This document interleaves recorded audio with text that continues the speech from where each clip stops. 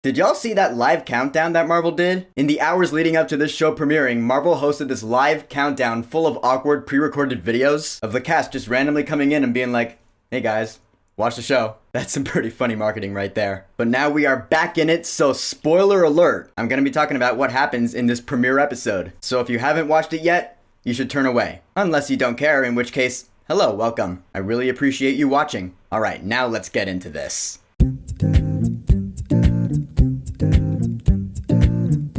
Secret Invasion. So Secret Invasion is the first Disney Plus series in the Marvel Cinematic Universe's Phase 5, part of its multiverse saga. It's the third installment in Phase 5 so far, and overall in the MCU, it's the 42nd installment. So in Secret Invasion, following the events of Captain Marvel, Avengers Endgame, and Spider-Man Far From Home, we learn that a group of shape-shifting Skrulls has infiltrated every level of life on Earth. Hence, Secret Invasion. And so Nick Fury comes back down to Earth and teams up with Talos, who we met in Captain Marvel, and we're gonna deal with this problem, so here we go. And yeah, right after just watching this first episode, we can tell this is a horse of a different color for the MCU these days. This is straight up spy espionage stuff. No room for really haha funny humor like Ant-Man or Thor. Okay, well, I can dig that. So the series begins after that cold open with the chase scene with Everett Ross, who was actually a Skrull impersonating him. Great way to open it though. Nick Fury comes back down to Earth. We did last see him in the post-credits scene of Spider-Man Far From Home. We know he's been up in space. Got my shoes!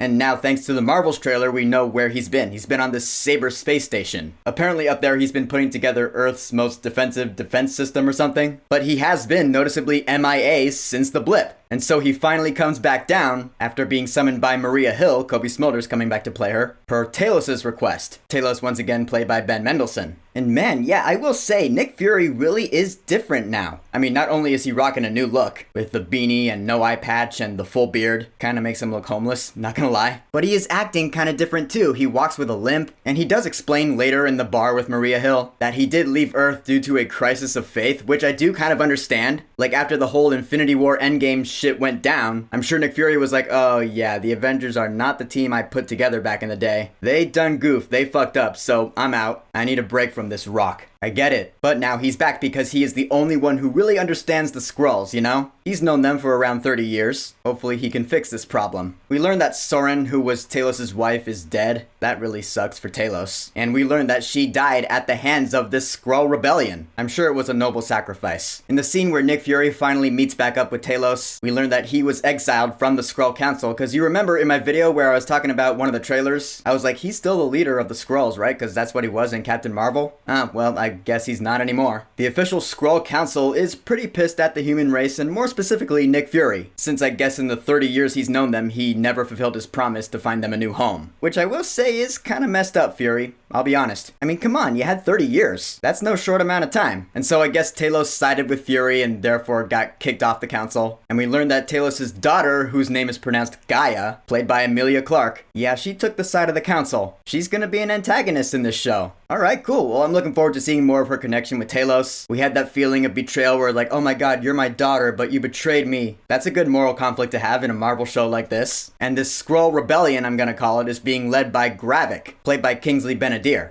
And we don't know a whole lot about this character yet. We don't really know like what his deal is, what his motivation is, why he has it out for Fury. I guess we'll find out eventually. We do know that he's capable of doing some pretty bad shit, more on that in a bit. We do get a scene in the White House where James Rhodes, Don Cheadle coming back to play him, is sent by the president, played by Gavin from Friends. That's how I know him anyway. Gavin Mitchell, pleased to meet you. Kind of funny. But yeah, he's like, we just received word that Nick Fury is back on the planet. So Rhodes, go check it out. So alright, I imagine that'll lead to the scene we saw in the trailers where Fury and Rhodes are talking with each other. But for now, in episode 1, we just get the scene where he's sent by the president. Maybe they'll meet up in the next episode, maybe they'll meet up in episode 3 or 4, I don't know. We see that the Skrull Rebellion is based in Moscow. They have their little home base, which they call New Skrullos. And I will say, the scene where like that new guy shows up and they're driving and Gaia offers him that Skrull food, I was like, oh man. I mean, they are still refugees, you know? They just missed their home. So yeah, we do have their main motivation and, we can sympathize. They're just now going about it the wrong way. A very wrong way. Because we see that now they're kidnapping people and stealing their identities and their memories, apparently. I didn't know they can do that. Or if I did know, I must have forgotten. Like if they showed that in Captain Marvel, I guess I forgot. Because honestly, I can count on my fingers the number of times I've actually watched that movie. I'm being straight with you.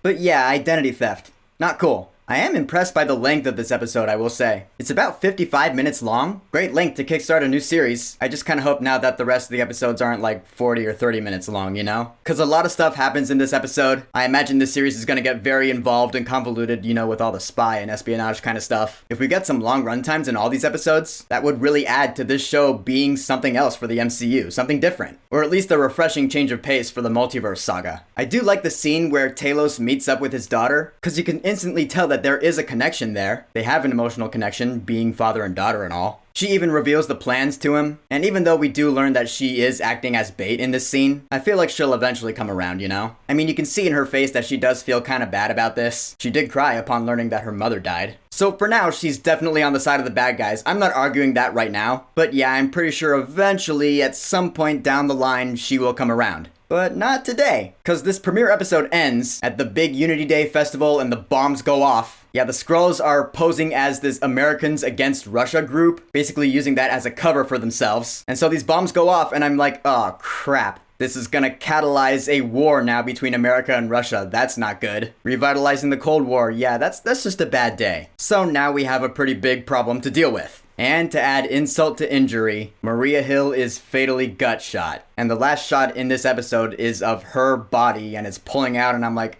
oh fuck. Did they just kill off Maria Hill? Yeah, that's a pretty big shock. Since Cobie Smulders was promoted as being part of this show's main cast, and then when it cut to black and the first credit on the screen said special guest star Cobie Smulders, I was like, oh, fuck. Oh my god, yeah. So for now, I mean, she might be saved somehow, but for now, I'm gonna say, rest in peace, Maria Hill. Man, you've been part of this MCU franchise since 2012 in the first Avengers movie. If this is your send-off, it's been nice knowing you. Yeah, that blows. And so yeah, that's where this episode ends, and I was like, well, shit. That was kind of a downer ending to kickstart this new series. But all in all, I really dug the vibe and atmosphere and tone of this first episode of Secret Invasion. Again, it's down in the nitty-gritty. This is probably the grittiest title we've gotten in the MCU since Captain America the Winter Soldier, or at least the Falcon and the Winter Soldier. Not a bad thing. Not a bad thing at all. Bring on episodes 2 through 6 of the series. Every week, you know we're gonna do this. So, Secret Invasion, Episode 1, Resurrection. Have you watched it yet? What are your thoughts on it? Do you think Maria Hill is really dead? And what are your theories and predictions for next week's episode? Whatever you think, go ahead and leave a comment.